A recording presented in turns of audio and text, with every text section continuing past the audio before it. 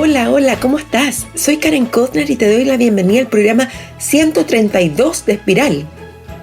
Con el escritor español y nacionalizado argentino Andrés Barba, un tremendo autor que ha ganado múltiples premios, como el prestigioso Premio Herralde de Novela en el 2017 con República Luminosa.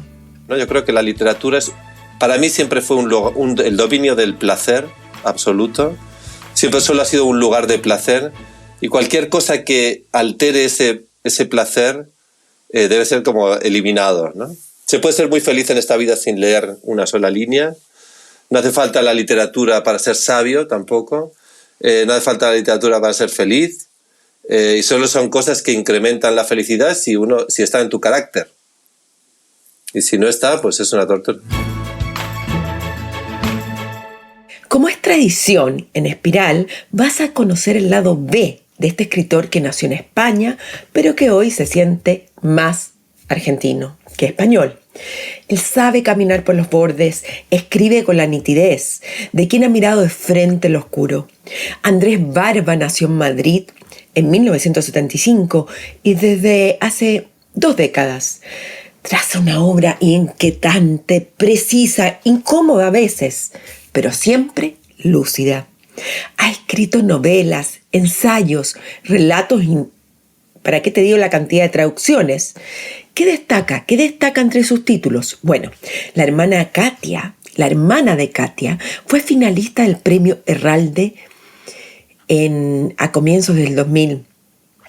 República Luminosa, como te conté, fue ganadora del Premio Herralde en el 2017. Y Las manos pequeñas, que es una novela breve pero poderosa, que nos recuerda que la infancia también puede ser un territorio de horror. Y si estás suscrito a Oda, tal cual te lo conté en Oda a mis recomendaciones, la prosa de Andrés Barba está marcada por sus obsesiones, la infancia, el lenguaje, la identidad y la memoria. Habla en voz baja, como si a él le costara nombrar aquello en que en sus libros lo dice con total claridad, con una precisión quirúrgica. Escribe sobre niñas con las manos pequeñas que entierran pájaros muertos, sobre comunidades que temen a los niños. Bueno, de eso se trata República Luminosa. Sobre la violencia que no grita, pero deja marcas. Sus novelas parecen relatos de advertencia, parábolas sin moraleja. En este episodio de Espiral, Andrés Barba habló sobre su argentinidad y de cómo está educando a sus 2 hijos.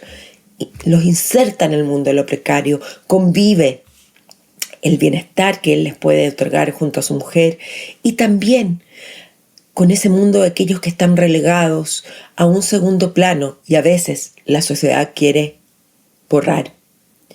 Andrés Barba también recuerda su infancia y el poco valor, como escuchaste, que tenía la literatura entonces para él. Se convirtió en un lector voraz y adulto joven. Pero ¿sabes? Y también lo vas a escuchar aquí, en Espiral, a Andrés Barba le gusta cocinar y él es el encargado en su casa.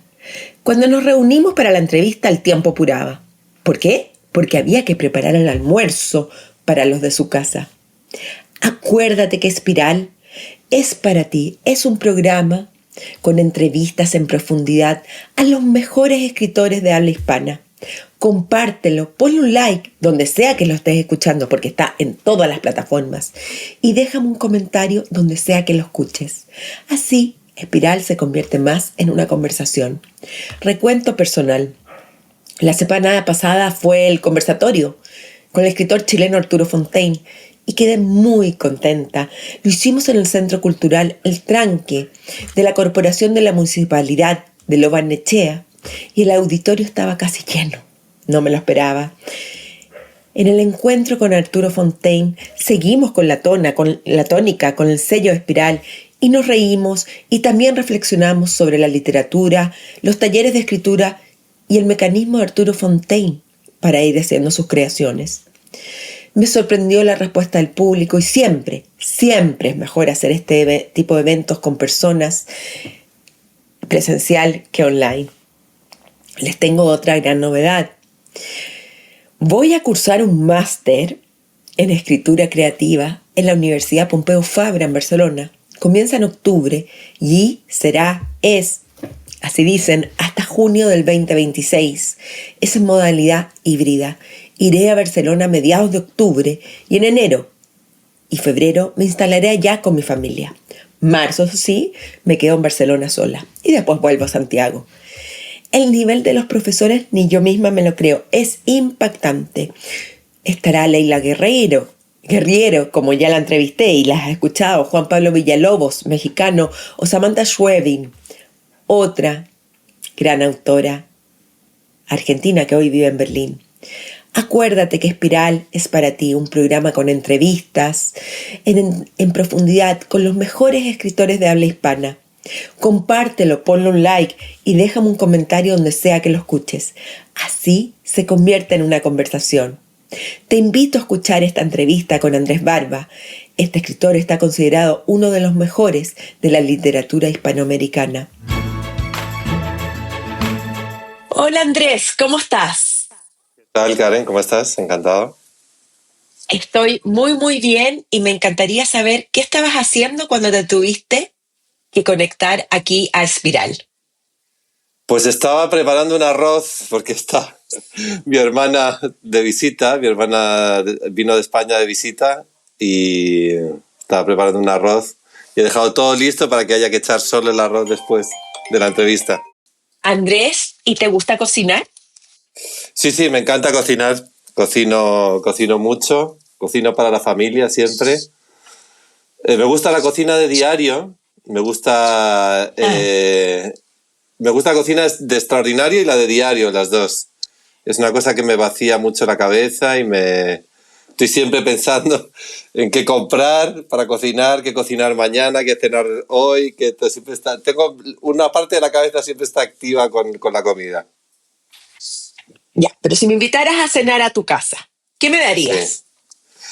Si te invitara a cenar, haría algo español seguramente, para agasajarte. A la gente que es de otros países les hago algo español, por lo general.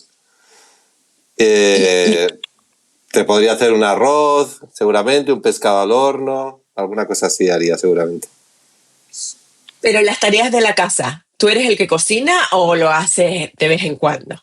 No, lo cocino 7/7, o sea, todos los días de la semana, todas las comidas las cocino yo. No te puedo creer. Sí, de hecho cuando me voy de casa varios días tengo que dejar comida congelada para todos esos días que me voy. ¿Y te ayudas con algún tipo robot o eras a la antigua? No, todo a la antigua. Cuando vivía en Madrid sí tenía algún robot. Tenía una Thermomix, pero aquí nada, todo a la antigua. Pero eso fue hace mucho tiempo. ¿Existía la Thermomix entonces? Sí, no, hombre, la Thermomix es vetusta. O sea, no sé cuántos años tiene la Thermomix, 40 años o por ahí. No Es sabía. un robot de cocina antiquísimo. Yo creo que es el primer robot de cocina que hubo, ¿no? Pero debe tener, yo creo que por lo menos 20 años tiene la Thermomix. Ah, no, Sí, vamos sí. a tener que... La procesadora con calor es uno de los primeros robots así importantes. Oye, ¿y por qué no tienes uno en Argentina? Porque, no sé, primero son caras, son difíciles de encontrar, no son fáciles de encontrar, son caras y ya me habitué.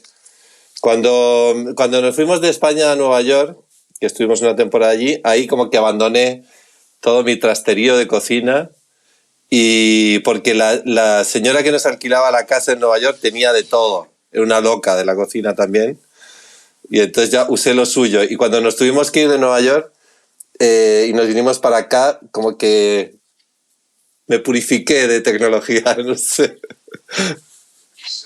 La cocina tiene algo alquímico que uno obligadamente está obligado a dejar el móvil o la conexión y tiene que poner las manos a trabajar y la cabeza. No puedes estar pensando en otras cosas porque si no te queda muy malo. Puedes estar escuchando música, es muy agradable.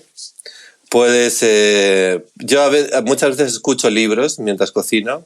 Libros en los que no me va mucho la vida, que puedo prestarles una atención mediana. Muchas veces escucho libros. Pero por lo más agradable de cocinar es precisamente no oír nada, no escuchar nada, estar a la cocina. Eso es lo más agradable de cocinar. Es como lo más agradable de correr. En eso tienen algo en común. Lo más agradable de correr no es estar machacándote con un podcast o con un libro, sino de oírte respirar, recuperar la respiración, ¿no? Ahí van apareciendo pensamientos que de otro modo no saldrían cocinando. Es un buen ¿Y tú momento corres? para pensar. Sí, yo voy a correr, sí. Corro y cocino, los dos. Tenemos dos cosas en común, corro y cocino también. Bueno, bien. ¿Y corres mucho? No, bueno, ahora no estoy corriendo tanto, pero corro, sí, 3 veces a la semana, más o menos. Andrés, ¿dónde vives tú? Ahora estamos viviendo desde hace 4 años en Posadas, Argentina, Misiones, la provincia de Misiones. Ok, ¿me puedes explicar eso? Porque yo no conozco el interior de Argentina, entonces no sé dónde está, no sé lo que es. Y lo he Bueno, leído, por eso te pregunto. sí. Está en el norte del país, es la frontera con Paraguay y con Brasil. Es como un cuernito que le sale a la Argentina, que territorialmente es un poco extraño que pertenezca a la Argentina, pertenece a la Argentina por la guerra de la Triple Alianza, pero territorialmente tiene más sentido que pertenezca a Paraguay o a Brasil, en realidad. Es la región donde estaban las antiguas misiones jesuíticas, y Posadas es la capital de la provincia de Misiones en Argentina, que queda sobre el río Paraguay, sobre el río Paraná, frente a Encarnación del Paraguay. Es una capital de provincia, es una provincia relativamente pobre, pero la capital, que es Posadas, es una ciudad relativamente grande de pues 250.000 de habitantes, más o menos. O sea que, bueno, es una pequeña ciudad.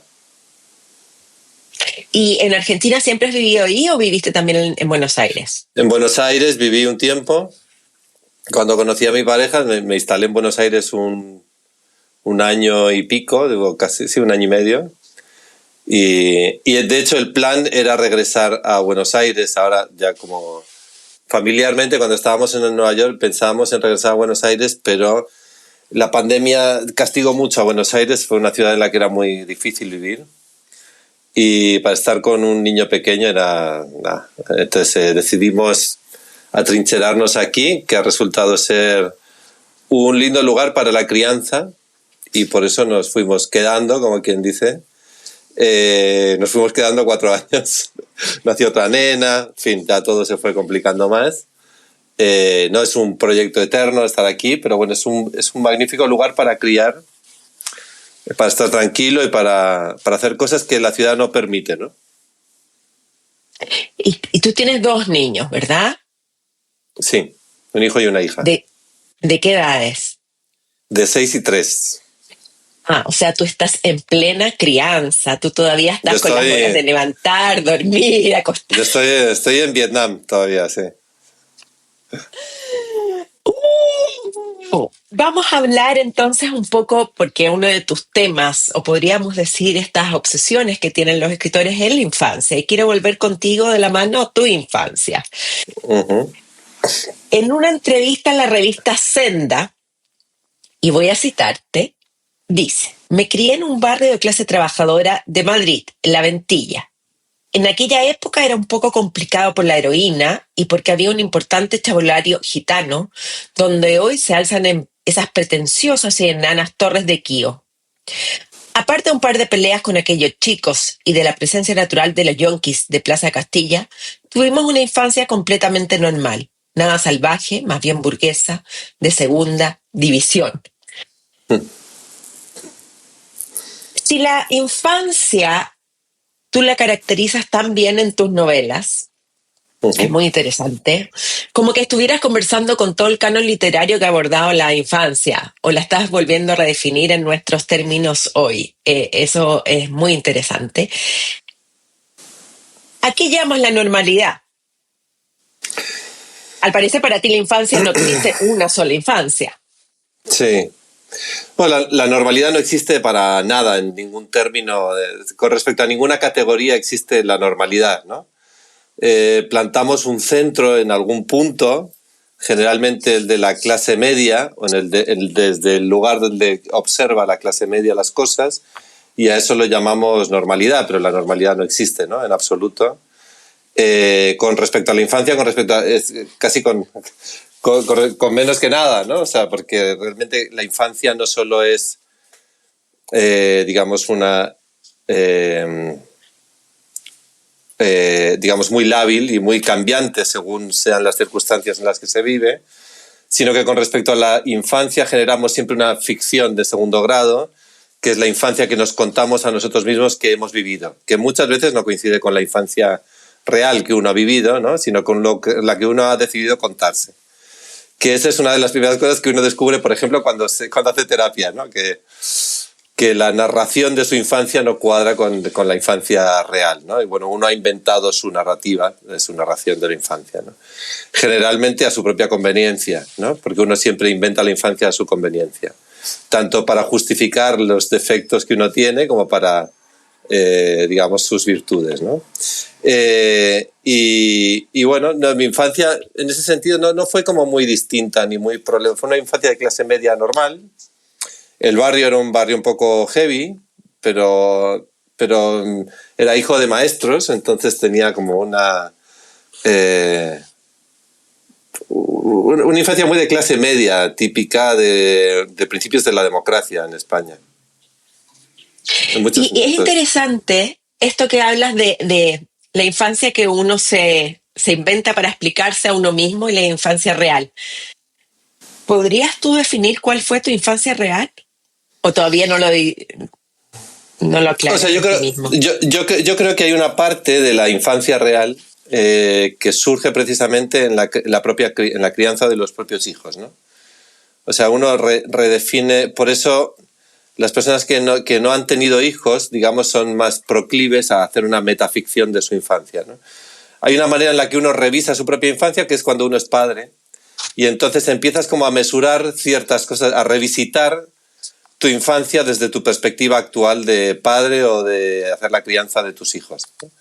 Y entonces ahí te das cuenta de que gran parte de la ficción que tú te habías contado acerca de tu propia infancia se desmorona, no tiene sentido, ¿no? Vista a la luz de tu propia paternidad, digámoslo así, ¿no? Por eso la crianza es tan interesante, ¿no? Porque uno es un lugar de perdón también, curiosamente. Uno como que perdona muchos defectos a los padres, precisamente descubriendo lo difícil que es criar a los propios hijos, ¿no? Uno se vuelve más indulgente con los defectos de tus padres cuando te das cuenta de lo complicadísimo que es criar bien a la gente, sin perder la paciencia, siendo un ser humano relativamente razonable y funcional, no sé, en fin, descubres lo que es no dormir en 2 años, por ejemplo, ¿no? Y cómo eso, digamos, te convierte a veces en una especie de monstruo salvaje, ¿no? Hasta para lo más elemental, ¿no? Entonces, bueno, yo creo que hay una ficción que se desmorona en el contacto con la realidad, ¿no? Roland Barthes hablaba mucho del sentido del tacto, diciendo que al decir que el sentido del tacto inhabilita lo religioso. Por eso lo religioso, lo sagrado, no se puede tocar, es intocable, ¿no? Una de las cualidades de lo sagrado es que no es tocable. Lo inalcanzable no es tocable. Los monstruos sagrados, las celebrities, no se pueden tocar. Porque en el momento en el que se toca lo sagrado se desacraliza, se vuelve normal, se vuelve material, se vuelve no sagrado. La celebrity se vuelve una persona normal, el objeto sagrado se banaliza, se materializa, ¿no? Entonces yo creo que en ese sentido la crianza es como una manera de tocar tu propia infancia en un punto. Entonces como que se desacraliza. Entonces uno tiene como una visión o un recuerdo como mucho más realista, ¿no? Esa mitologización se vuelve más realista de algún punto, ¿no? Y cuando tú abordas la infancia desde una infancia más violenta, más anárquica, más primitiva, podríamos decir, sin todas las leyes de convivencia de nuestra sociedad, ¿cómo lo conversas esto en tu mente hacia tus hijos? ¿Cómo lo piensas en ese minuto? Porque claramente tú no vives en una infancia anárquica con tus hijos, ni fuera de la sociedad, ni escondidos en un bosque. etcétera. Ya. Bueno, Bueno, yo creo que es importante como no privar a los niños del contacto con la realidad. Creo que es una... en el barrio en el que yo vivía había un gran contacto visual con la violencia, en el sentido de que había no solo como que nos pegábamos con los chicos gitanos, que eran como que era una especie como de lucha natural, porque ellos no tenían cosas, nosotros teníamos cosas, entonces venían, nos intentaban quitar la bici, nos pegábamos con ellos, en fin. Era como una especie de mini lucha de clases, ¿no? En un punto. Pero eran peleas de verdad. O sea, ibas y te partías la cara, no sé, era como normal, eso era violento, ¿no? Y también había una violencia visual del mundo yonki, que es donde la gente de repente salías a la calle y había un cadáver y un muchacho que se había tenido una sobredosis. Y eso no significa, o sea, con todas estas cosas parece que vivía en la jungla del asfalto, pero eso convivía al mismo tiempo con una infancia muy tranquila y feliz y acomodada, hasta donde se podía ser acomodada eso. Y idílica también en un punto, ¿no? Porque era una infancia. Y yo recuerdo o pienso ahora que mis padres nunca evitaron que yo viera todo eso, ni que me relacionara con todo eso, ¿no? Y lo considero un gran acierto. Igual que yo ahora intento que mis hijos no dejen de tener contacto con la pobreza de muchas personas que viven a nuestro alrededor, ¿no? Con la pobreza real y, bueno, ya sabes, Argentina es un país que tiene muchas desigualdades. Esta es una provincia muy pobre y hay mucha gente, miles de personas que viven debajo de una chapa. También hay un contacto, por ejemplo, con con el mundo guaraní, que es un mundo lamentablemente casi indigente, ¿no? Y a mí me gusta que ellos dialoguen con eso, no solo lo vean, sino que dialoguen, lo toquen. No, es una manera de percibir tu lugar no hay manera de percibir tu lugar en el mundo si no es en el contacto con eso, ¿no? Es curioso porque justo ahora, precisamente para ajustarnos un poco los gastos, cambiamos de casa. Antes vivíamos en una 8ª planta de un edificio, que era un edificio bonito, y ahora vivimos un poco a ras de calle, en una casa distinta. Y es muy interesante ver cómo solo esa perspectiva, solo ese cambio de pasar de una 8ª planta a la calle, cambia las cosas, ¿no? Cambia la percepción de la realidad en los niños. No digo, obviamente, en los adultos, ¿no? Pero en los niños, el contacto diario con la gente que viene, que pide ropa, que te pide comida, que te pide dinero, que te pide, ¿no? O sea, digamos, esa solo una especie como de perspectiva geográfica cambia completamente la percepción del mundo, ¿no? Para los niños. Por otro lado, nosotros participamos, mi pareja y yo, en la construcción de un colegio Waldorf que estamos haciendo aquí en la provincia, y la propia construcción del colegio y la desigualdad económica de todas las familias que están participando es también un aprendizaje. Entonces, todo eso, que es un contacto y que tiene que ser un contacto, me parece como una parte esencial de la crianza, ¿no? Hay que tocar las cosas. No hay que relacionarse con ellas conceptualmente, ni mentalmente, ni visualmente, sino de manera táctil, digamos, ¿no? Porque ahí es donde se establece un conocimiento en el tacto, que quizás sea uno de los sentidos menos estudiados, puede ser, o menos literaturizados. Es un sentido esencial para la crianza. vamos a avanzar en el tiempo. En una entrevista confesaste que recién a los 17 años comenzaste a leer cuando te dio, me encantó el término, sarampión de lectura. Uh-huh. Pero leer te parecía la ocupación más odiosa. ¿Cómo en 5 años, porque a los 22 publicaste tu primer libro, cómo tenemos esta metamorfosis? Porque me imagino que para publicar algo tendrías que realmente haber una sarampión de lectura muy, muy intensa. O sea, ¿fue un descubrimiento? ¿Qué fue? Bueno, o sea, para mí como niño la lectura era odiosa. Siempre me pareció algo odioso de niño la lectura. Era como algo que se interponía entre la vida y yo, ¿no? Entre la diversión y yo, entre la calle y yo. Era realmente como la antivida, era la literatura, ¿no?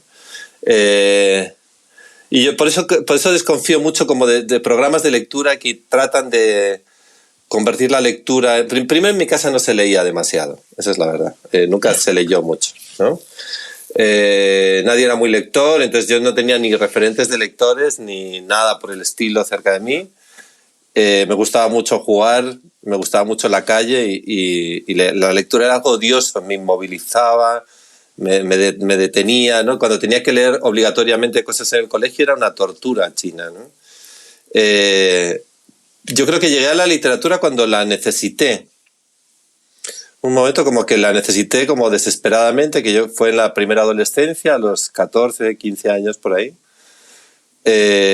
donde sentí que la necesitaba para pensar y de repente descubrí, ¿no?, un poco accidentalmente que era un canal que me habilitaba a hablar, digamos, ¿no? Escribir me habilitaba a hablar, por decirlo así, ¿no? Casi llegué a la literatura antes por la escritura que a través de la lectura. Y luego me convertí en un lector muy voraz. Cuando empecé a leer me convertí en un lector realmente voraz. Y en pocos años pues había leído mucho más que nadie que yo conociera en mi contexto, ¿no? O sea, realmente leí mucho. Leía realmente mucho. Pero fue posterior. O sea, por eso yo no tengo... Creo que no hay que ser impaciente con los niños y dejarles llegar a la literatura cuando la necesitan, ¿no? Más que... Y sobre todo no imponerla institucionalmente, ¿no? Yo creo que la literatura para mí siempre fue el dominio del placer absoluto.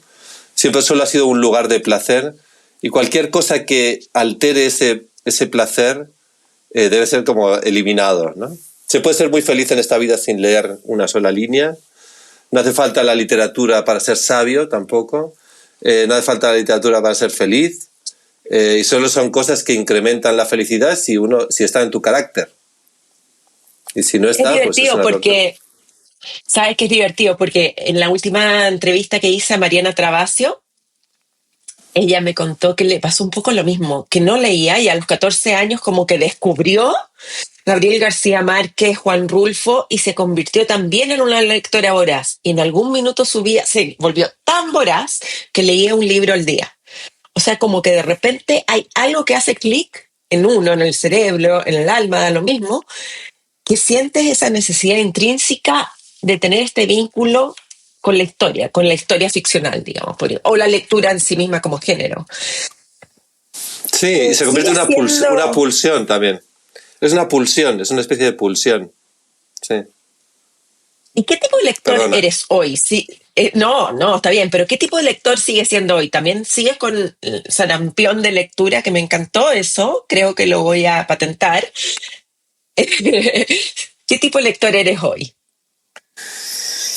Bueno, con todas las personas que nos dedicamos profesionalmente a la literatura, uno tiene que estar protegiendo todo el tiempo sus lecturas de lo profesional, ¿no? Tienes como que evitar que lo profesional entre en tus lecturas y mantener siempre como un dominio de placer, de lecturas de simple placer, ¿no? Que no estén todas instrumentalizadas, ni por los libros que estás escribiendo, que generalmente conllevan como un montón de lecturas por lo general, al margen, ¿no? Son como lecturas un poco más, digamos, técnicas o profesionales de libros que hacen cosas parecidas a lo que quieres hacer tú. Luego hay otro tipo como de lectura profesionalizada que son como todo el mundo relacionado con la crítica. Yo soy jurado de algunos premios literarios, entonces de repente hay como un gran volumen de manuscritos y de cosas así que tienes que leer. Y yo me agobio mucho cuando veo que toda esa lectura profesional invade, digamos, el dominio de la lectura de placer, ¿no?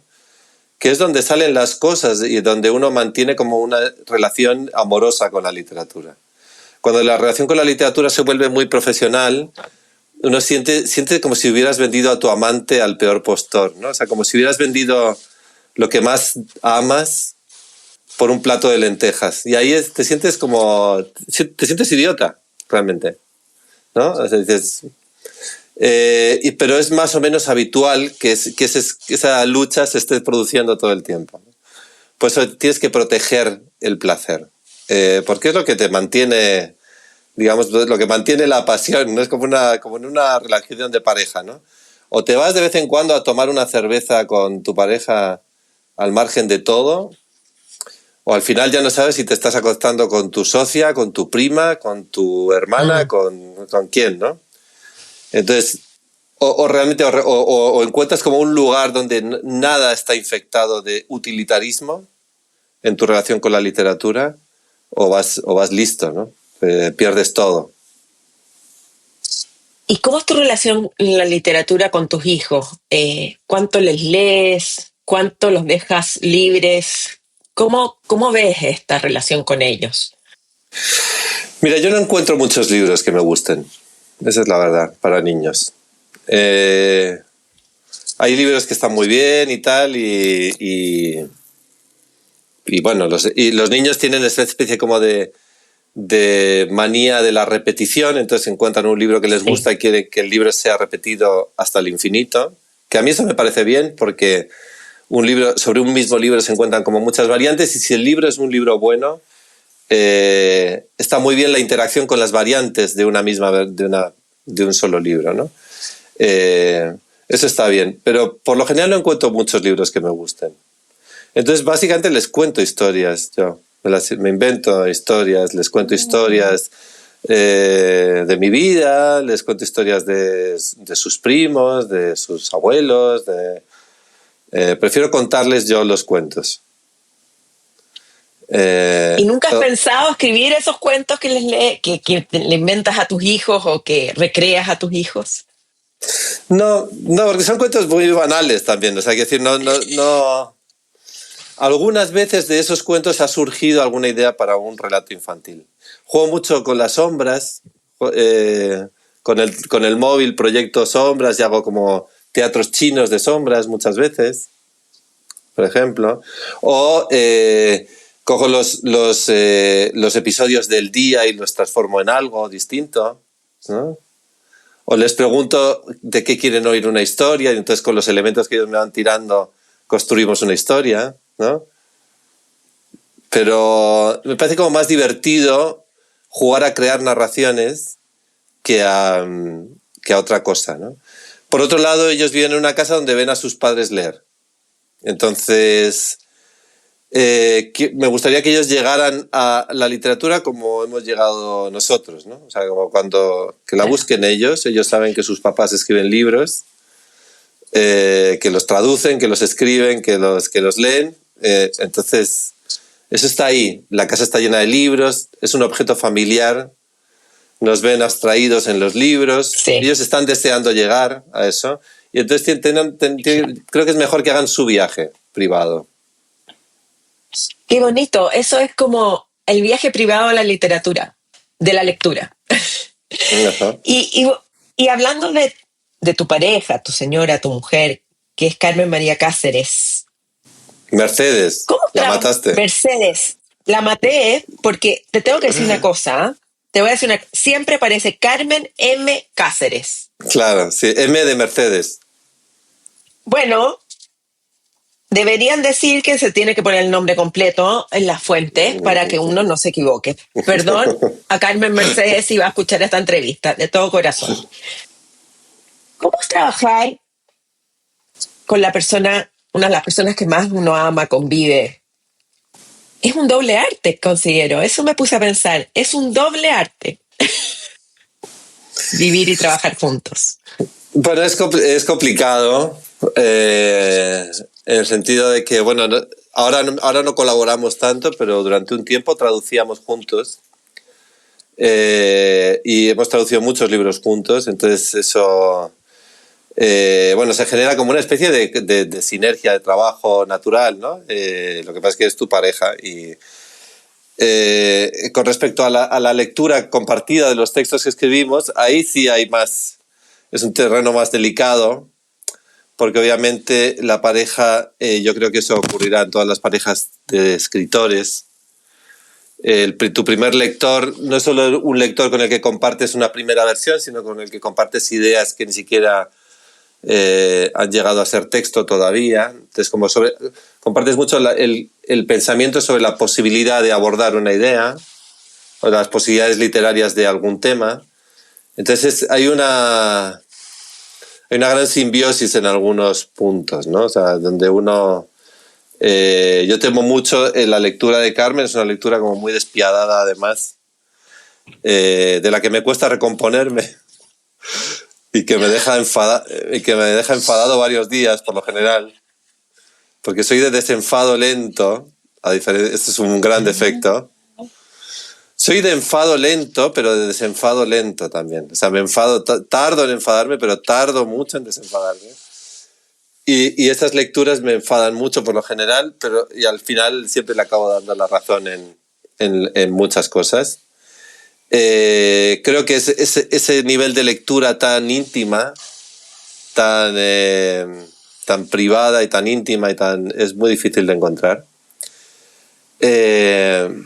Pero bueno, y luego la otra parte, la parte técnica, o sea, por ejemplo, traducir juntos, yo creo que eso se parece más a, yo qué sé, dos odontólogos que tienen una consulta y uno hace endodoncias y el otro caries, yo qué sé, ¿no? Pero es una cosa más técnica, digamos, ¿no?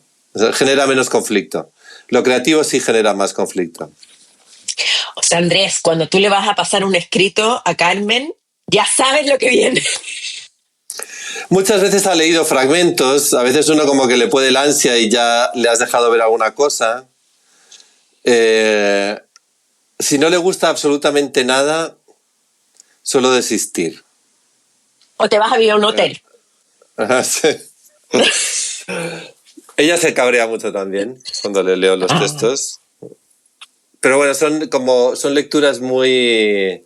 O sea, es un nivel de detalle de lectura como que uno no hace con nadie, porque son lecturas muy laboriosas.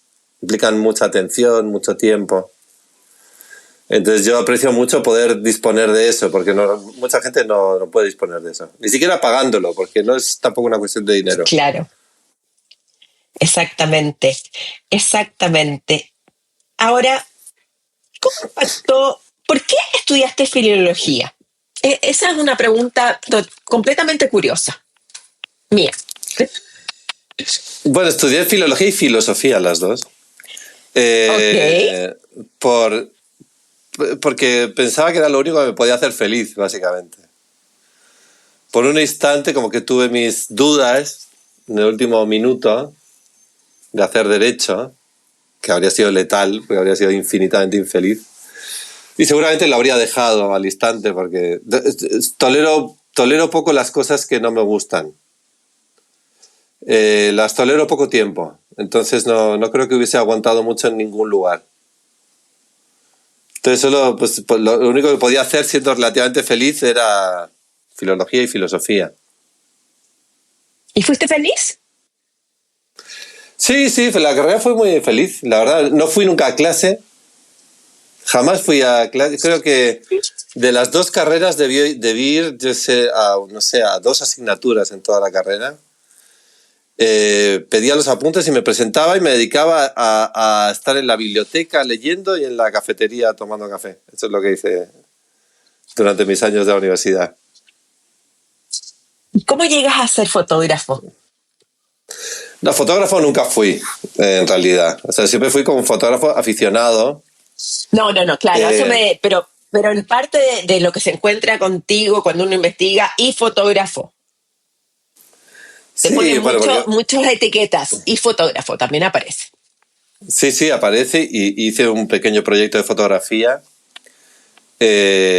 con Polaroid, pero en general ha sido todo fotografía amateur. El que era fotógrafo era mi padre. Profesionalizó un poco más su relación con la fotografía, pero la mía siempre ha sido como muy amateur y ahora está totalmente abandonada. Yo abandoné la fotografía con la irrupción del mundo ya digital, ya ahí como que me desenganché bastante de... Todo fue todo analógico. Y de hecho el último proyecto fotográfico que hice fue en Polaroid, con la última tanda de película que se hizo en Polaroid, porque ahora ha habido nuevos proyectos de película Polaroid, allá hay como muchas variaciones de película Polaroid, pero con la última tanda de película Polaroid que se hizo, hice como un proyecto, compré mucho material, hice un proyecto de retratos de amigos y cosas, pero eso fue lo último. Todo analógico. Y cuando acabó lo analógico y las posibilidades de lo analógico se fueron reduciendo, me pareció cada vez menos sexy la fotografía. Y ahora, curiosamente, es como que casi la evito por completo.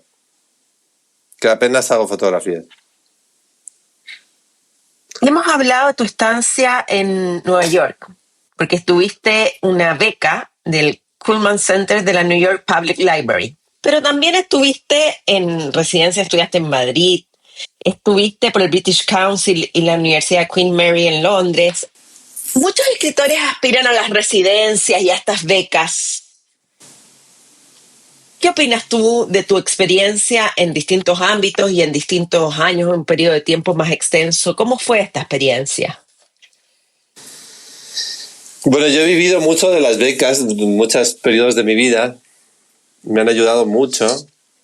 Ha habido becas como que que hasta me han cambiado bastante la vida, como la de la Academia de España en Roma, donde estuve un año viviendo, y donde yo creo que fue como ese último momento de la vida donde haces como muy buenos amigos de verdad, amigos como perdurables, no gente con la que te cruzas, pero luego ya en la edad adulta es muy difícil hacer amigos nuevos.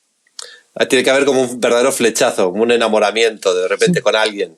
Puede ocurrir, y de hecho ocurre, pero ya es más raro, ¿no? Por lo general uno se dedica a mantener los amigos que de la juventud, digamos, ¿no? Que son nuestros testigos al mismo tiempo. Pero bueno, entonces de algunas de esas becas, como la de beca de Roma, ahí hice como muy buenos amigos que todavía conservo, gracias a Dios. Y las becas salvan mucho la vida. Las residencias salvan mucho la vida. Las residencias de escritores para terminar cosas, las cortas, digamos, las de un mes, sirven mucho para cerrar proyectos, sobre todo cuando uno ya no tiene tiempo para nada.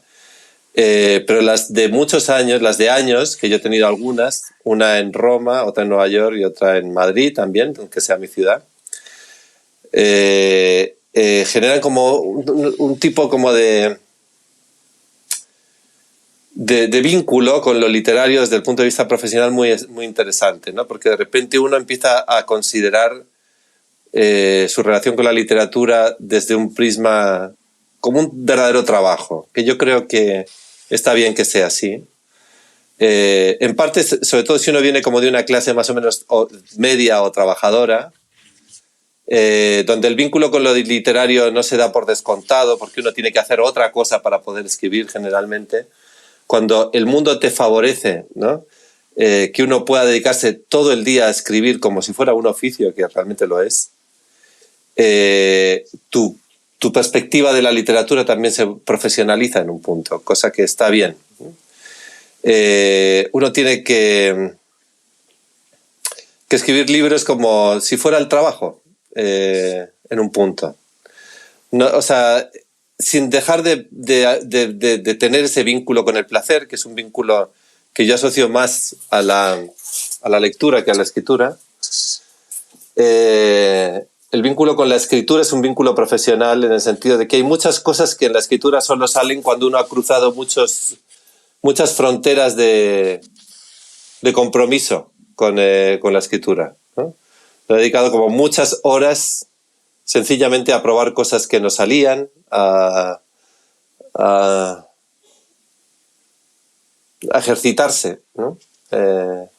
A probar tonos, a ejercitarse, ¿no? Es una habilidad. Sí. Has tocado un tema sensible que es el tema de el dinero, digamos, de cómo si uno puede vivir de la literatura. ¿Tú puedes vivir de tu literatura? Sí, el tema del dinero es fascinante. Ahora mi pareja acaba de escribir un libro precisamente sobre el dinero, que es uno de los temas menos tratados por la literatura. Ese es uno de estos como extrañas extraño defecto estructural de la literatura en su relación con la vida es que el tema del dinero haya estado tan poco tratado en la literatura por lo general, ¿no? De manera frontal, como tema principal, ¿no? Y que un tema que ocupa tanto nuestra cabeza en el día a día, de una manera tan a veces tan monopolizadora, ¿no? Esté tan ausente en la literatura. La relación con el dinero es, aparte, es uno de los vínculos con la profesionalización de lo literario más urgentes en la autoconciencia, en la autopercepción como escritor. Yo empecé a considerarme un escritor y a hablar de mí mismo como escritor cuando tenía 21 años y no había publicado ningún libro, porque leí una entrevista de Naipaul en la que decía: un escritor que no cobra por lo que escribe no es un escritor. Igual que en esto se parece un poco al psicoanálisis, ¿no? Hay como una especie de intervención de lo monetario. En el psicoanálisis clásico uno tiene que pagar a su terapeuta, a su psicoanalista, en papel moneda, en dinero físico, ¿no? En la mano, ¿no? Y ese tocar de nuevo, volvemos al tocar, ¿no? Tocar esa transacción física del contacto, del dinero, ¿no? De yo te pago a ti por un servicio que has hecho. Yo creo que tiene mucho que ver con la autopercepción de la escritura, ¿no? En el momento en el que uno decide no escribir una sola línea sin que le paguen, que yo creo que hay un momento en el que eso se produce siempre en la carrera de todos los escritores, hay un cambio cualitativo, algo ocurre, algo se ha producido, ¿no? Ese papel monetario cambia un poco las cosas. Sobre todo si uno proviene de una clase trabajadora, ¿no? Donde no se da por descontado que uno puede dedicarse todo el día a hacer algo que no provoca ningún rendimiento. Entonces, en este sentido, creo que el mundo se puede dividir un poco en los escritores que necesitan el dinero para vivir y los escritores que no lo necesitan. Y se puede percibir también bastante, ¿no? En los escritores cuya escritura está absolutamente desvinculada de una necesidad material, como que no necesitan el dinero que les produce la literatura para vivir, para su existencia más natural, ¿no? Cuando lo necesitas, uno comete muchas torpezas. A veces publica libros que no tendría que haber publicado, publica artículos mediocres, pero en esa interacción se produce un gran aprendizaje también del mundo, de la vida. ¿Y te pasó, ¿no? ¿A ti? ¿Te pasó a ti? No, por ejemplo, hay muchos escritores que se han desvinculado tanto de la vida real, cuya literatura empieza solo a fagocitarse a sí misma, ¿no? Que solo empiezan a hablar de escritores o de escritura o de literatura. Y en esa especie de desvinculación de la vida real se pierde mucho también de la percepción de la propia experiencia del mundo, ¿no? Haciendo la entrevista a a Ian McEwan, me dijo que había decidido construir su propia mesa porque su propia literatura está como cada vez más desvinculada del mundo real. Estar necesitado de dinero te vincula al mundo real de una manera como magnética. Estar falto de dinero te vincula al mundo real y a la experiencia real de la gente y de la vida de una manera magnética. Los políticos se desvinculan de la vida real precisamente porque pierden esa conexión de la premura económica, ¿no? En un debate político español hubo una pregunta célebre, creo que fue, no sé si fue a Felipe González, que no supo responder cuánto valía un café. Si un escritor se ha olvidado de lo que vale un café, cagamos, ¿no? Porque todo lo que diga sobre la vida en realidad es falso. No hay manera de decir nada con lógica acerca del amor si uno no sabe lo que vale un café. La vida se resume en un café. En el precio de las cosas. O sea, si uno pierde el vínculo, sí. si uno pierde el vínculo con lo monetario o con lo que valen las cosas, la literatura empieza como a alimentarse solo de sí misma, ¿no? Y puede entrar esa especie como de bucle, ¿no? Autofagocitador, ¿no? Donde ya la literatura no habla de la vida, habla de literatura, ¿no? Y es como si se saliera la cadena de la bicicleta, ¿no? Parece que Sí. pedalea, pero está en el mismo lugar, ¿no? Andrés, has nombrado a lo largo de esta conversación el psicoanálisis. ¿Te has psicoanalizado? Sí, sí. ¿Y cuántos años estuviste en análisis? Estuve intermitentemente, pero con asiduidad durante 5, y luego lo retomé recientemente y lo volví a dejar hace poco, o sea, unos 6 años en total. ¿Y siempre presencial? Siempre presencial. ¿Y cómo ha sido esa experiencia? ¿En qué sientes que te ha contribuido o te contribuyó al Andrés que eres hoy? Bueno, yo empecé como mucha gente, empieza terapia en un contexto como muy complicado de mi vida, donde pues eso, falleció mi padre y mi mejor amigo con un intervalo de muy pocos meses. Y empecé a tener, bueno, pues eso, ataques de ansiedad, lo típico, ¿no? De una especie como de mala gestión de la muerte, digamos, ¿no? Pero inmediatamente se convirtió en otra cosa, ¿no? Como casi siempre que uno piensa... En terapia lo interesante no es resolver el problema que uno piensa que tiene que resolver, porque casi nunca ese es el problema real, ¿no? Sino descubrir cuál era la otra cosa de la que en realidad querías hablar. Ocurre algo parecido en la literatura, ¿no? Uno piensa que está escribiendo un libro sobre la paternidad y en realidad está escribiendo un libro sobre el dinero, ponerle, ¿no? Esa especie de llegar a lo secundario, a lo periférico, a lo tangencial, que en realidad resulta ser central y estructural, ¿no? Eso es algo que ocurre mucho en terapia y que es muy fascinante, que es muy literario, ¿no? Porque toda la narrativa moderna está hecha en el excurso, en la paráfrasis, en la nota al pie, ¿no? Ahí es donde de repente es donde se produce la iluminación. La iluminación no se produce en los momentos aparentemente culmen de nuestra vida, sino en episodios banales donde uno no estaba esperando nada.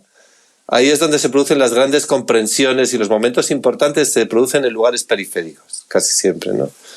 Y eso que es una experiencia real de la vida, que las grandes emociones nunca se producen, yo qué sé, en los momentos cuando uno pierde la virginidad, cuando muere tu padre, cuando no sé cuándo, o sea, en esos lugares donde aparentemente algo va a ocurrir, casi nunca ocurre, ¿no?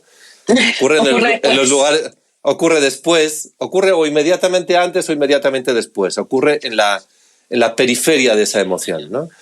Eso es muy interesante porque en terapia se descubre mucho eso. Y esa es una forma en la que opera nuestra manera de estructurar una narración sobre la vida, sobre nuestra propia experiencia, y también la forma en la que nosotros decidimos contarnos la vida de los demás o las estructuras narrativas de los otros, ¿no? Tanto si son globales o colectivas, como es el caso de la política o la historia, tanto si es el caso de lo doméstico, digamos, ¿no? De la familia o de lo personal. Andrés, me imagino que en tu camino has tenido múltiples maestros o quizás personas que te marcaron, Sí.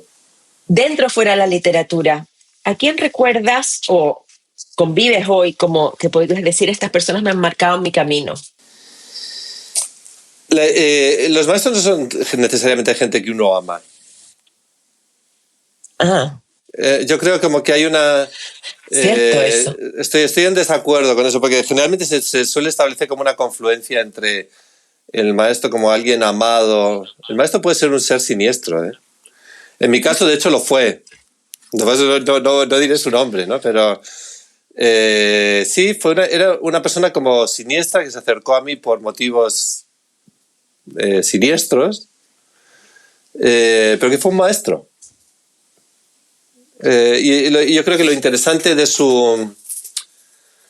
y yo me acerqué a él por motivos no muy limpios, también habría que decir, en su descargo. Y sin embargo, nuestro vínculo fue el vínculo de un maestro y su alumno, ¿no? Hay varios tipos de maestros, yo creo. Ahí están los maestros técnicos, que son maestros de oficio, por ejemplo.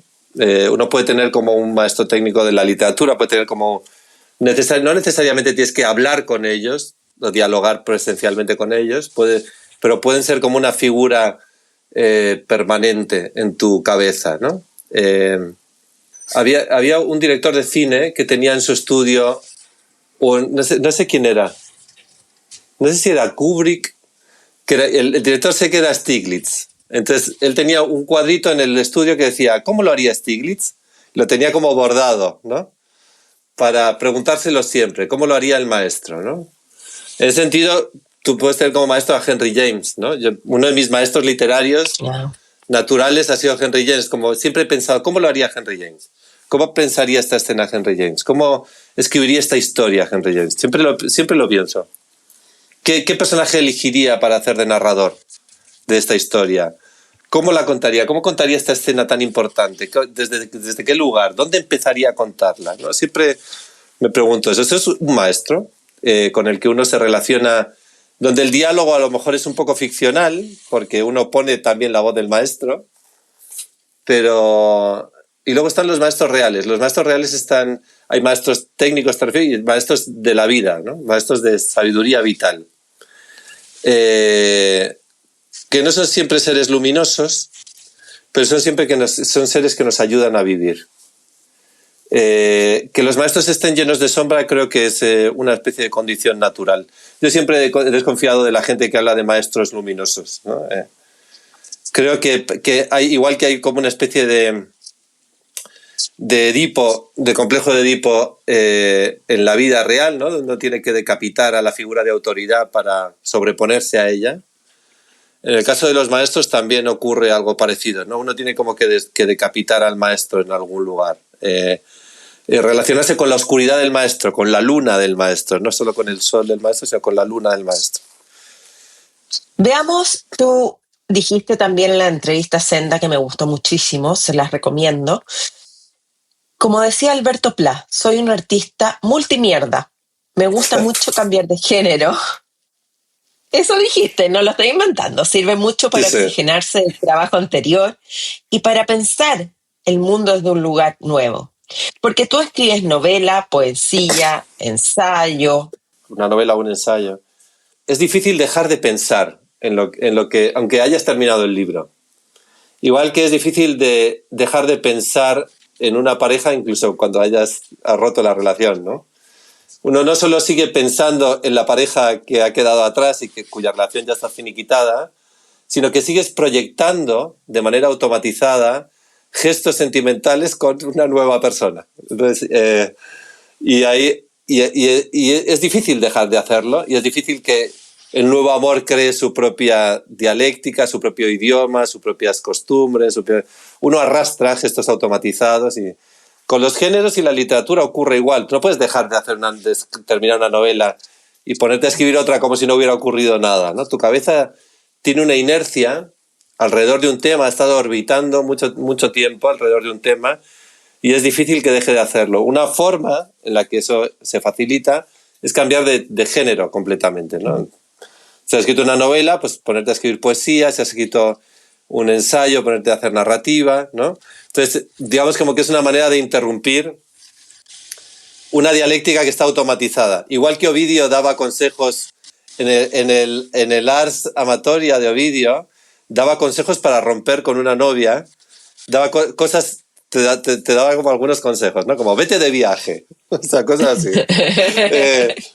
Que en realidad son como cosas prácticas, ¿no? Porque cambiar la escenografía hace que uno cambie también el pensamiento, ¿no? Son como consejos prácticos, pero en realidad casi todos los seguimos utilizando hoy, ¿no? ¿Por qué irte de viaje? Porque no ver el mismo árbol frente a ti todos los días hace que dejes de pensar en Margarita, obviamente, ¿no? Si en vez de ver ese árbol estás viendo otra casa, pues a lo mejor Margarita no recuerdas tan fácilmente a Margarita, ¿no? Y Andrés, en ese sentido, ¿cómo organizas tu día? ¿Cómo es tu día de escritor? Cuéntanos algo simple, pero tan complejo a la vez. ¿Cómo es? Sí, a los chicos a la guardería y al colegio. Y normalmente estoy trabajando muy temprano, a las 7:30 estoy trabajando. Y trabajo toda la mañana. Generalmente distribuyo el horario de escritura entre escritura de mis propios textos y otros. Por ejemplo, si tengo que hacer algún artículo o traducir, y también una parte de lectura. Y bueno, pues distribuyo esas 5 horas de nadie en la casa y de libertad total y de silencio en casa y de tal para esas tareas. Pero luego lo otro ya es más fácil de ubicar. ¿Y a qué hora cocinas? Pero, y pues a las 11:30 estoy cocinando. 11:30, 12, para el almuerzo. Ese es tu recreo, como cuando uno estaba en la escuela y decía, ¿es mi recreo? Sí. O sea, cocinar siempre es un placer para mí. Nunca es una tortura, siempre es un placer. Incluso cuando son cosas básicas también, siempre me divierte. ¿Y en la tarde también te dedicas a lo tuyo o pasas más con tus niños? No, y en la tarde también intento leer. Por la tarde es más lectura. Yo soy como un escritor de mañana, digamos, ¿no? O sea, necesito lo mejor de mi cabeza, que está al comienzo del día casi siempre. Yo diría que como para casi todo el mundo, ¿no? Bueno, no, hay gente que no, pero bueno, no sé. Para mí, la mejor parte de la cabeza y la más fresca está al principio del día, es donde surgen las mejores ideas, donde uno trabaja mejor. Y al final uno va dejando lo que requiere menos esfuerzo, que es la lectura, por lo general, las cosas más placenteras, digamos, ¿no? También, para el final. ¿Pero cuánto cambia la vida a un escritor después de recibir el premio Real de novela? Bueno, es una... cambia en parte porque obviamente depende de la fortuna que tenga el libro. Bueno, el libro tuvo muy buena fortuna. Salieron muchas traducciones a muchos idiomas. Te obliga, digamos, a discutir el libro con gente de contextos muy distintos, con los que nunca pensé que fuera a comentar un libro así, ¿no? Te ves de repente en Shanghai con un chino hablando de tu libro, ¿no? O en, yo qué sé, o en Oslo, o en, yo qué sé, en Tombuctú, me da igual, ¿no? O sea, en contextos como un poco marcianos, y eso lo favorece un premio tan importante, ¿no? En cierta medida. Luego es un alivio también económico y un subidón personal, y también como que pero también te hace relacionarte. Digamos, los premios son complejos. Ahí genera tiene un pequeño efecto rebote también, como todos estos subidones, digamos. Tiene un efecto de rebote de desorientación y de desconcierto, que yo creo que debe ser parecido a que a un libro tuyo le vaya extraordinariamente bien y tenga 48 ediciones y muchos miles de libros vendidos, ¿no? Hace que uno se relacione con ese libro de una forma como un poco cautelosa, en el sentido de que te vuelves desconfiado, empiezas un poco también a mirar tu libro con recelo, te cansas mucho de hablar de los libros que han sido importantes, y uno de repente se ve a sí mismo como repitiendo las mismas cosas y te vuelves como, te sientes falso, te aburres, ¿no? De ti mismo, ¿no? Son libros como que tienen sus propios retos también, ¿no? Te obligan a ponerte en lugares donde no pensabas que fueras a estar. Pero bueno, a los que uno al final siempre está muy agradecido, ¿no? Porque te dan mucho. Y en realidad, Andrés, estaba pensando ahora esta relación con lo que uno escribe o lo que no escribe. ¿Hay algo sobre lo que nunca escribirías?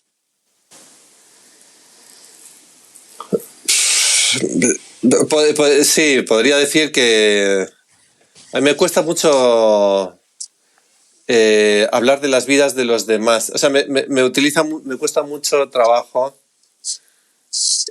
pensar que tengo derecho a contar la historia o la vida de los demás, de la gente que está a mi alrededor, sobre todo de mi familia, ¿no? O sea, ese tipo como de autores que como que lo dejan con una novia o con un novio y los cuerean en un libro. Ese tipo de cosas me parece como que no puedo hacer. Yo no puedo hacer eso. Como Nausgard. Sí, ese tipo sí, algo así. Eso sería incapaz de hacerlo.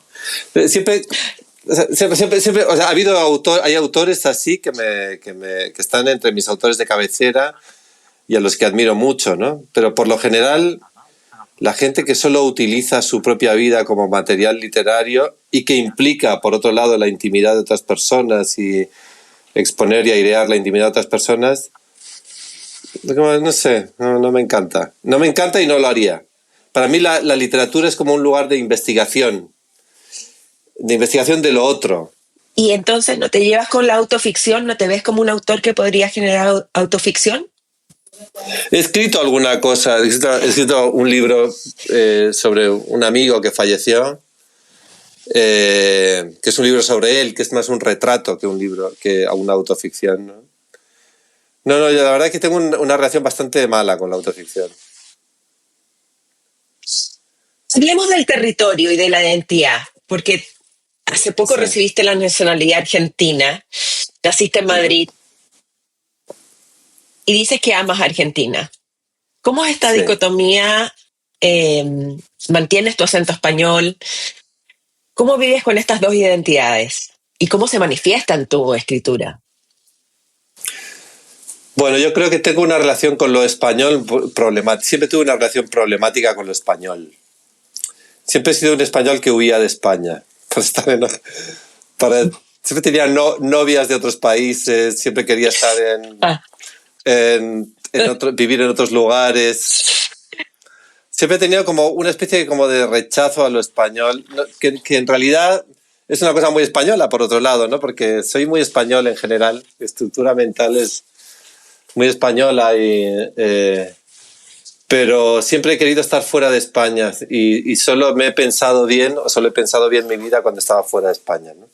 Luego volvía y todo, tengo muchos rasgos muy españoles, pero bueno, cuando conocí a mi pareja, que me quedé a vivir acá, España me parece un país esencialmente paleto, provinciano, no sé, poco audaz, poco joven, conservador, racista, no sé, machista, no sé, cosas que lo veo, no lo puedo dejar de ver, ¿no? Digamos, son como y sin embargo, cuando en Argentina, que es un país lleno de defectos, llenísimo de defectos, sus virtudes son más luminosas, ¿no? O sea, desde que llegué a Argentina, como que me sentí muy en casa. Esa es la verdad, ¿no? Mis hijos son argentinos. El único que tiene acento español en casa soy yo, en realidad, porque mi mundo doméstico es más argentino que español en un punto. Y haber adoptado esta nacionalidad del corazón, pues no sé, es una cosa, es uno de esos regalos de la vida con los que uno no contaba, ¿no? Una enorme riqueza, como haber recibido una herencia inesperada, ¿no? Con la que te puedes relacionar de manera familiar, ¿no? Yo no me relaciono con lo argentino de una manera extranjera desde hace ya mucho tiempo, sino de una manera doméstica. Leo los libros de los autores argentinos como si fueran libros de pares, digamos, ¿no? De pares lingüísticos, mentales, sentimentales, a todos los niveles, ¿no? Entonces ha sido como un regalo de la vida a todos los niveles. Y cuando juré la ciudadanía, que fue hace 2 años, me emocioné mucho. De hecho, me emociono más al cantar el himno argentino que al cantar el himno español. Oh. Wow, Que es una cosa extraña, ¿no? Que yo creo que tiene un poco que ver con la fe del converso, ¿no? Con la forma en la que los conversos viven su fe de una manera más fanatizada que los propios creyentes naturales de toda la vida, ¿no? Y realmente es un país del corazón, y me siento adoptado en el corazón, ¿no? Por este país, a todos los niveles. Vamos a cambiar de tema, nos quedan 2 preguntas. Estuviste en la Universidad Diego Portales en el 2023 junto al escritor chileno, que también estuvo en Espiral, Rafael Gumucio, y hablaron sobre el humor en tus libros. ¿Cómo es escribir con humor? ¿Cuánto te desafía? ¿Cómo lo buscas? ¿Cómo lo concretizas? Sí, yo creo que uno puede saber cómo de idiota o de sabio es un escritor midiendo la cantidad de sentido del humor que hay en sus libros.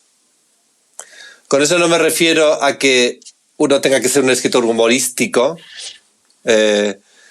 sino que es siempre un signo de inteligencia y de sabiduría, el humor, ¿no? Para mi gusto, ¿no? Cuanto más pretencioso y dramático es un autor, por lo general más tonto es también, ¿no? Es una especie como de signo infalible de la estupidez humana, la falta de sentido del humor. Y en las personas también, ¿no? Para la vida. Cuanto menos sentido del humor tiene, una persona más tonta es, menos sabia es, por lo general, ¿no? La gente sabia siempre tiene un gran sentido del humor y una autopercepción humorística de sí mismo fuerte, ¿no?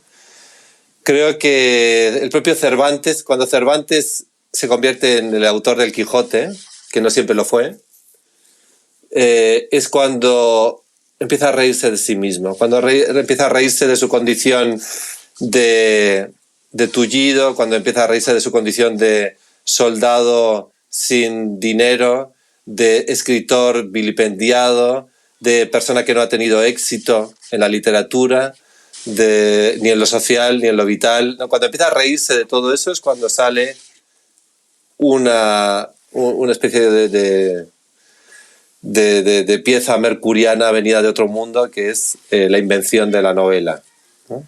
Es ahí donde nace la novela. La novela nace de alguien que empieza a reírse de sí mismo. Y que el hecho de que la novela como género tenga un origen precisamente en la percepción humorística de uno mismo, me parece muy revelador. Porque la novela es el género de la sabiduría, por antonomasia, ¿no? Es donde uno vuelca lo que ha logrado aprender de la vida, digámoslo así, ¿no? Para mí la literatura tiene una conexión con lo sapiencial estructural, ¿no? Y si se aleja de esa condición con lo sapiencial, es menos interesante. Bueno, es un divertimento, puede ser un gran pasatiempo, la literatura, que también puede serlo, pero en su conexión con la sabiduría, con la filosofía, con las ideas, con la forma en la que nos apropiamos de nuestra experiencia para vivir más sabiamente, ahí la literatura está siempre en conexión con lo humorístico, o con una percepción humorística de la vida, donde lo humorístico tiene un papel clave para comprender, ¿no? Y en ese sentido, mi propia evolución como escritor, veo lo poco humorísticos que eran mis primeros libros. O sea, veo como lo juveniles que son, o lo inexpertos que son, o lo mucho que me avergüenzan ahora, precisamente por esa carencia de humor. Digamos que eso es lo que más vergüenza me da de esos libros, ¿no? Vamos a ir a la última pregunta de este segmento. Y este año publicas tu nuevo libro, tu nueva novela, que me gustaría saber su nombre, de qué va, y si también va a ser más breve que largo, porque por lo general tu sello es que no rebasen las 150 páginas, ¿o me equivoco? Sí. Sí, es una novela corta también, de 140 páginas. Se titula Auge y caída del conejo Bam, y es una especie de novela orwelliana con política, con conejos en una madriguera, cuyo tema esencial es un poco como los demonios naturales contemporáneos de nuestra política, ¿no? El populismo, la posverdad, la instrumentalización de la identidad, ese tipo de cosas, ¿no? A las que estamos como la cancelación, en fin, todas esas cosas. Pues contadas en una madriguera llena de conejos, donde hay un conejo líder que se llama Bam, y entonces también es una especie como de novela sobre la construcción y devaluación del líder político, ¿no? Tú sabes que hay una novela de Villalobos, Juan Pablo Villalobos, que se llama La Madriguera, no sé si la visitaste. Sí, pero es La fiesta de la madriguera, pero es una novela sobre... La fiesta de la madriguera. Sobre un cumpleaños la hija de un narco, ¿no? Me parece que es... Sí. Sí. Sí. Andrés, te quiero dar las gracias por haber estado hoy día en Espiral, por haber conversado tan largamente sobre el oficio, sobre tu vida, sobre temas personales y no tan personales, tu visión. Y te doy las gracias por estar compartiendo hoy día desde Posadas, ¿no? Posadas, así es. Sí, sí. Así que muchas, muchas gracias. No, gracias a ti. ¿Por qué genera tanta ternura escuchar a un padre que le inventa cuentos a sus hijos en las noches? Qué ganas de poder estar ahí, hacerme chiquitita, tener una lupa, un micrófono, algo para poder escuchar esos relatos y ser parte de este ritual. O quizás que me recuerda también los años en que yo le leía a mis hijos. De todas formas, hay algo mágico en ese momento del día, cuando todo comienza a ralentizarse y nos volvemos al mundo de la intimidad, donde solo existe la respiración y nuestras palabras. Espero que hayas disfrutado de esta entrevista. Ojalá le pongas un like y me dejes un comentario donde sea que escuches Espiral. Y bueno, claro, lo compartas. Nos vemos en septiembre, aquí mismo, en Espiral con Arturo Fontaine. ¡Chao!